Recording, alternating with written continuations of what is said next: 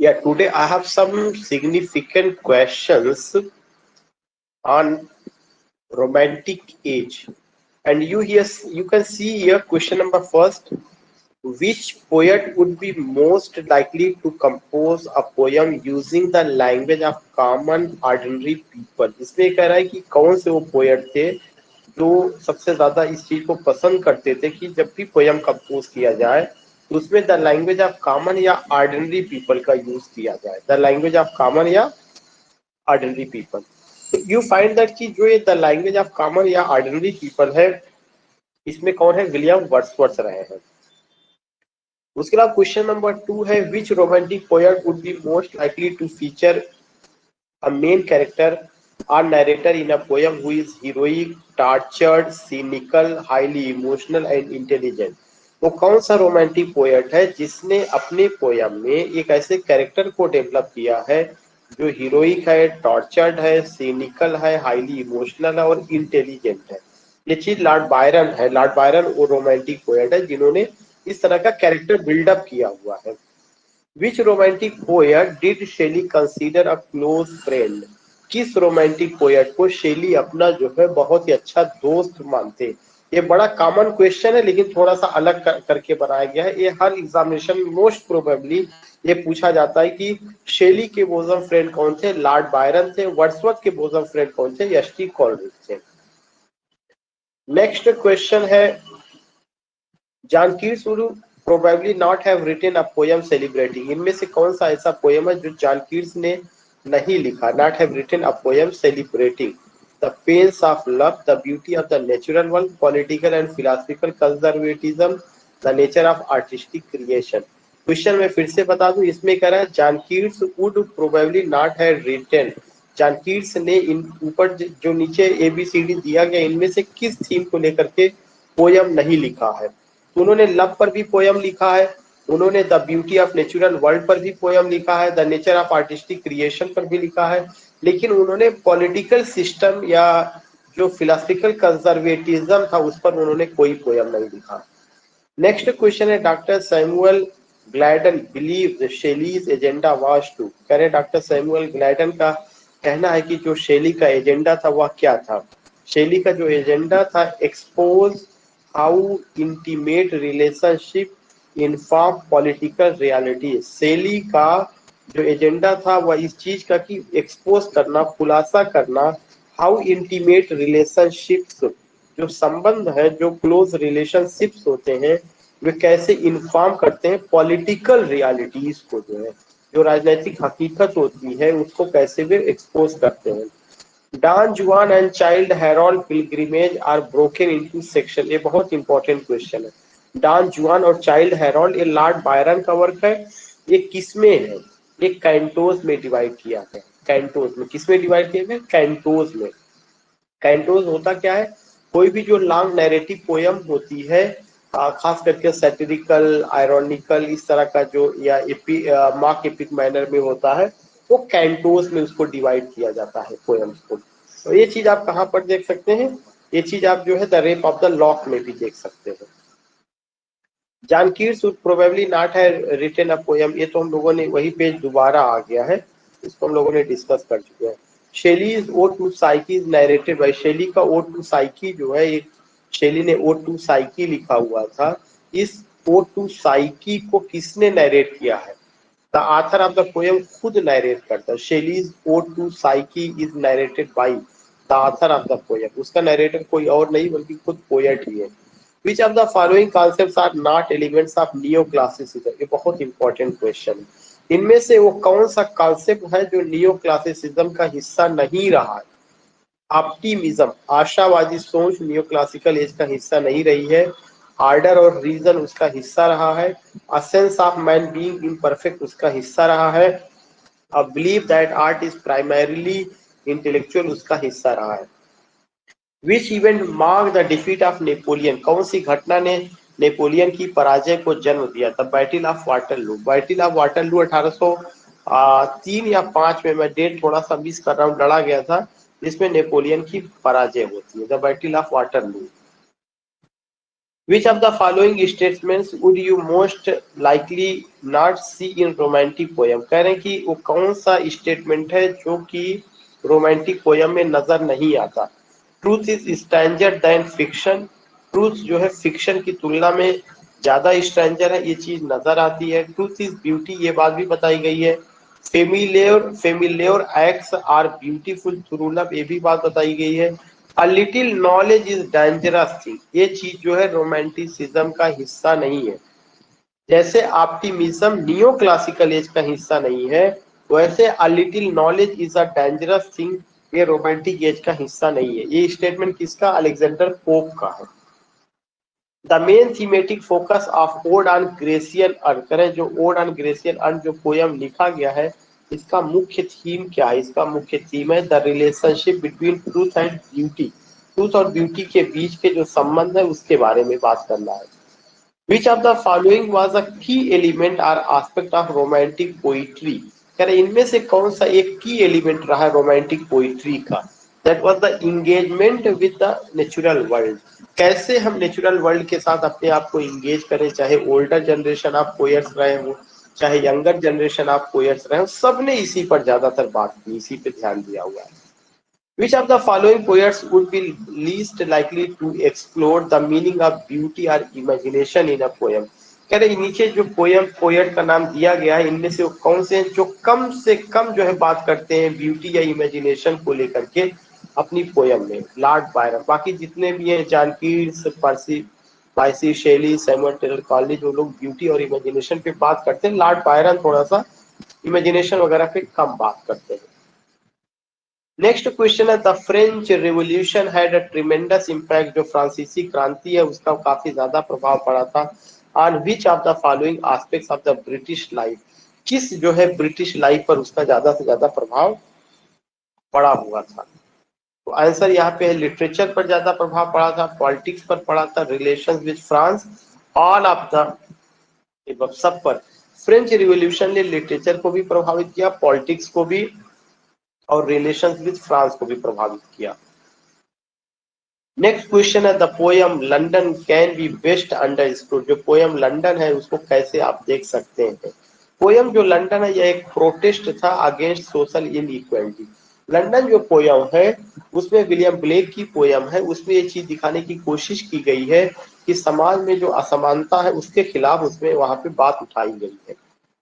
Next question है विच British philosopher believed, कौन सा ब्रिटिश फिलोसफर है जो यकीन करते हैं दैट मोनार्क्स रिप्रेस्ड सिटीजन, की जो मोनार्क होता है, जो तानाशाही शासक होते हैं, वे नागरिकों को दबाते हैं, and that revolution is proper, और जो क्रांतियां उनके खिलाफ होती हैं वह सही है।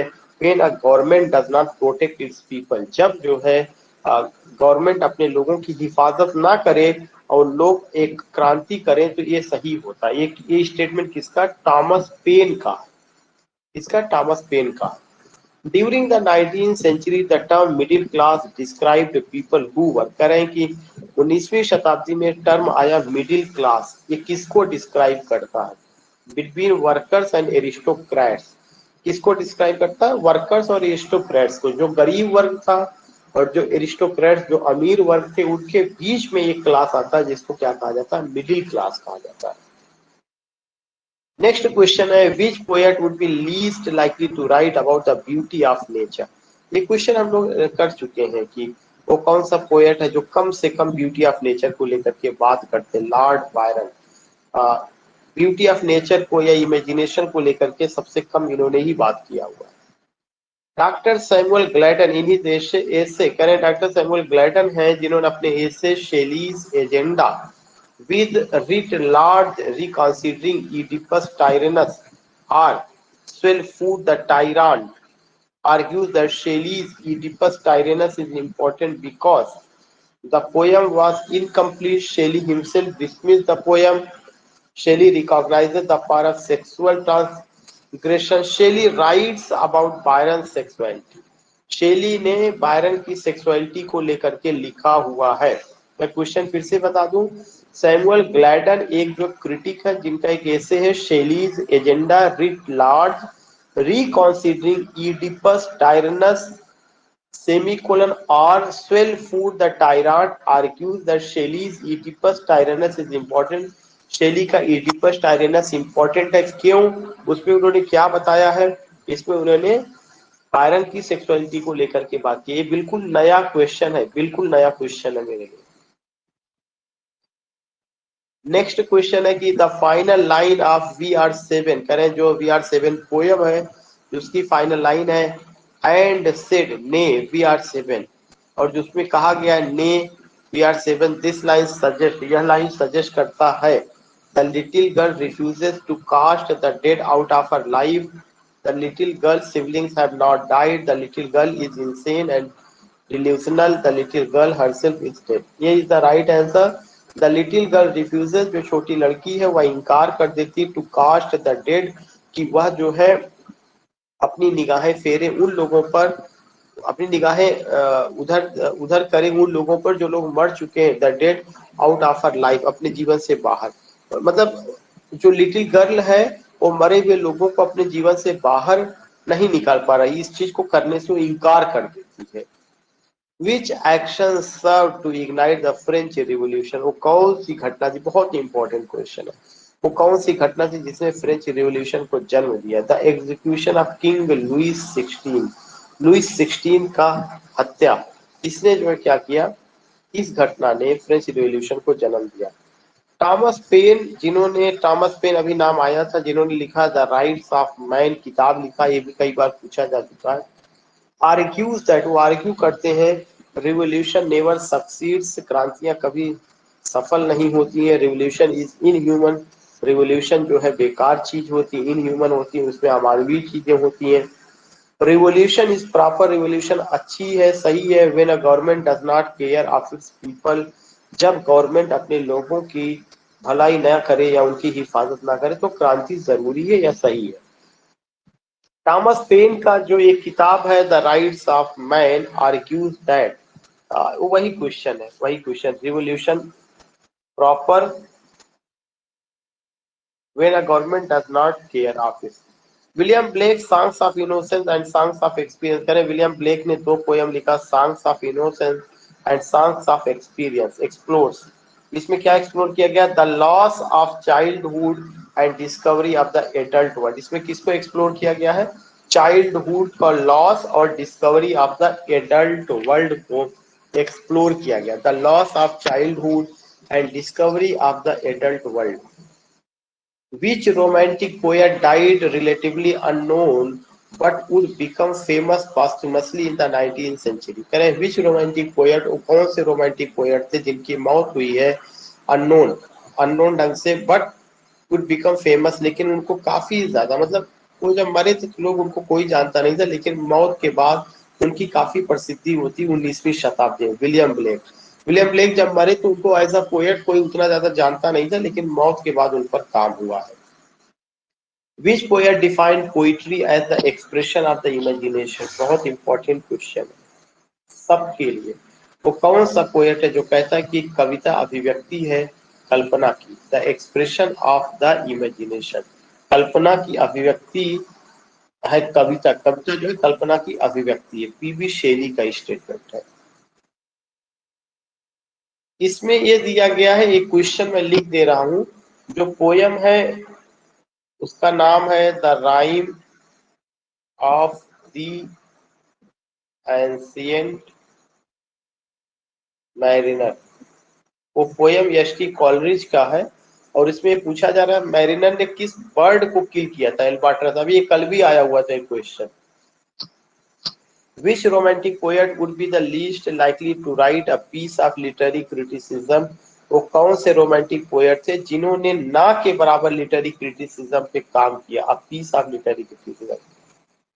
Which romantic poet would be the least likely to write a piece of? Lord Byron. Lord Byron ने बहुत ज्यादा लिटरेरी क्रिटिसिज्म पे काम नहीं किया। सैमुअल टेलर कॉलेज ने तो काफी काम किया है, विलियम हैजलिट ने भी काफी काम किया हुआ है, पर्सी पीबी शेली का भी थोड़ा बहुत रहा है।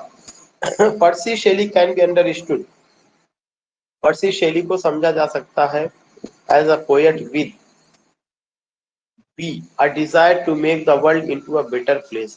उनकी हमेशा ख्वाहिश थी कि हम जो है क्या करें कि दुनिया को खूबसूरत दुनिया में तब्दील करें, दुनिया को और भी खूबसूरत बनाए, बेटर प्लेस में बनाए। In a defence of poetry करें कि जो एक उनका क्रिटिकल ऐसे है, a defence of poetry, Percy Bysshe Shelley argue that humans have an impulse to reproduce rhythm and order.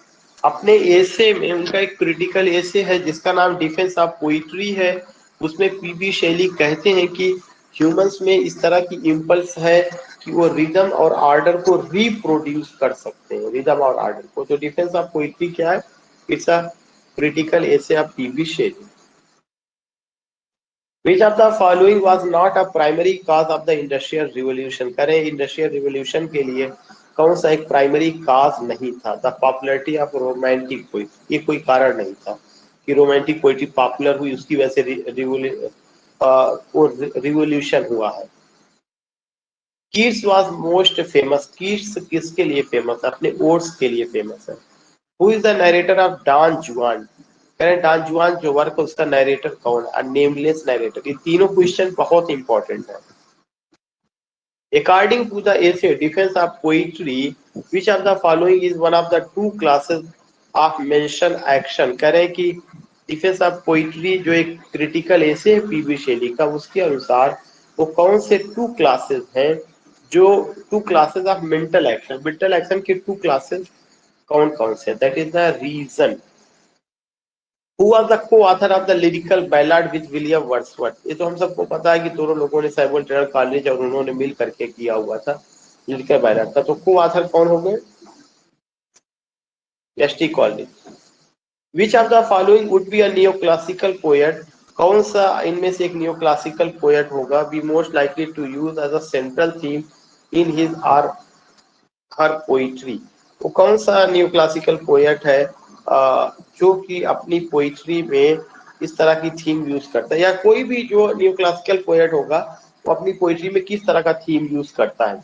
उसकी पोइट्री में सैटिरिकल रिप्रेजेंटेशन ऑफ करेंट इवेंट, जो करेंट इवेंट्स होते थे उसका उसका जो है व्यंगात्मक व्यंगात्मक प्रेजेंटेशन। कुल मिला के इसमें पूछा गया which of the following would, अगर कोई नियो क्लासिकल पोएट होगा, which of the following would a neo classical poet, अगर कोई नियो क्लासिकल पोएट होगा, be most likely to use a central theme, तो उसका सेंट्रल थीम क्या होगा इन तीनों में से? मिडिवल एज की बात करेगा, flight of common ordinary people की बात करेगा, no, a satirical representation of current events. Which poet would be most likely to write a poem reflecting upon the psychological changes he has undergone since his youth? कह रहे हैं कि वो कौन सा पोएट है जो साइकोलॉजिकल चेंजेस के बारे में लिखता है जिसको कि वह गुजर चुका है, जिसको वह देखा हुआ। Which poet would be most likely to write a poem reflecting upon the psychological changes he has undergone since his youth? That is William Wordsworth. The line, ये जो लाइन है, it is an honourable characteristics of poetry, poetry की ये सबसे अच्छी खासियत है that its materials are to be found in every subject, जिसके मटेरियल हर सब्जेक्ट में पाए जाते हैं।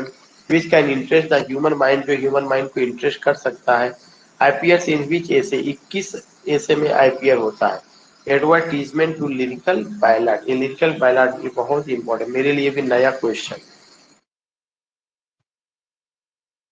फिर से मैं क्वेश्चन को रिपीट कर रहा हूँ। करें कि द लाइन, जो लाइन है, it is an honourable characteristic. Line क्या है? यह एक सम्मानीय कैरेक्टरिस्टिक है, विशेषता है पोइट्री की। That its materials are to be found, की पोइट्री में से संबंधित जो मटेरियल है या पोइट्री को लेकर के जिस विषयों पर हम लोग लिखते हैं उसके जो मटेरियल्स हैं आर टू बी फाउंड, वो हर जगह पाए जाते हैं। इन एवरी सब्जेक्ट, हर सब्जेक्ट में। Which can interest the human mind, जो ह्यूमन माइंड में रुचि पैदा करते हैं। एक इसका एडवर्टीजमेंट टू लिरिकल बैलाड का। लास्ट क्वेश्चन, ये क्वेश्चन हमें समझ नहीं आ रहा है, इसका डिलीट मुझे लगता हो गया। That is of Byron, the expansion of the answer. देखिए अगर इसका क्वेश्चन मिलेगा तो बता देंगे, इसका मतलब क्वेश्चन जो है डिलीट हुआ कहीं से। तो इतना सारे क्वेश्चन से इट्स हाईली सिग्निफिकेंट, इसको आप याद कर लीजिएगा। और ज्यादा से ज्यादा कोशिश करिए कि इसको रिवाइज आप करिए, बार बार इसको रिवाइज करने की कोशिश